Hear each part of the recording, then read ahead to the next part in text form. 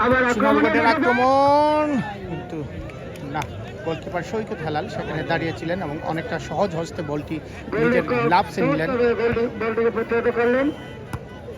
জিরুন্ডা একাদশের আক্রমণ।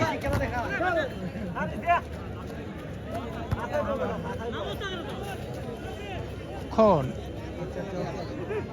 দেখেছেন কাকে বল দিবেন, কিন্তু না, খোকন বাধাপ্রাপ্ত। সোনারগড় একাদশের পক্ষে বল, দেখা যাক। রাইট উইং দিয়ে বলটি ছেড়ে দিলেন ভিটমাটের তুকুর খেলোয়াড়। ক্রস হওয়ার একটি প্রবল সম্ভাবনা, কিন্তু না, বলটি অনেকটা ক্লিয়ার করলেন অসীম দেব। আবারও তো অপু, রেজিস্ট্রেশন সুমন ফুটবল একাডেমির তরুণ একজন খেলোয়াড় অপু। এনাম থেকে আবারও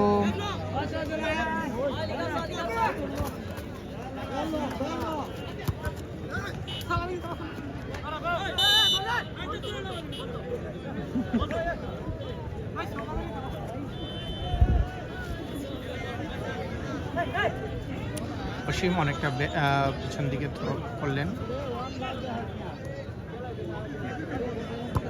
জার্নেল আবার কিপার,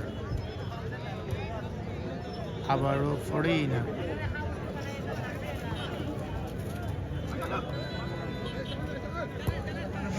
শিএম দিয়ে দিলেন আবার জার্নেলের উদ্দেশ্যে। জার্নেল বিশালের উদ্দেশ্যে বল দিলেন। বিশাল কর্মকার বলটি অনেকটা রক্ষা করলেন। বলটা জার্নেল বলটি উপরের দিকে তুলে দিলেন, সম্ভবত দিয়েছিলেন রিয়াজের উদ্দেশ্যে, কিন্তু রিয়াজ সেই জায়গার মতো ছিলেন না। রিয়াজ দেখে নিচ্ছেন কাকে বল দিবেন। ব্যাক পাস মানিকের উদ্দেশ্যে, মানিক দিলেন বিশালের উদ্দেশ্যে বল। বিশাল দিলেন জার্নেল থেকে ফরেইনার বলটি মধ্য বরাবর ঠেলে দিল বিল্লার উদ্দেশ্যে। অসীম দেব দেখে নিচ্ছেন কাকে বলটি দিবেন, অনেকটা ফরেইনারের উদ্দেশ্যে বল। মানিক সোনারগড় একাদশের বল, দেখা যাক।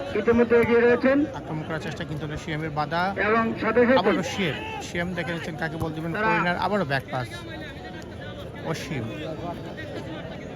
অসীম ব্যাক পাসে দিলেন গোলকিপার সৈকত হেলালের কাছে। সৈকত হেলাল দেখে কাকে বল দিবেন, সম্ভবত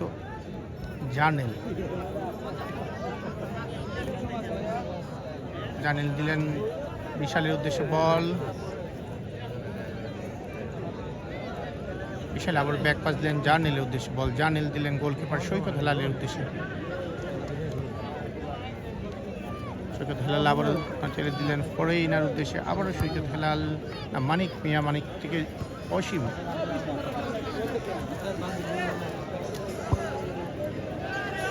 লম্বা করে বাড়িয়েছেন,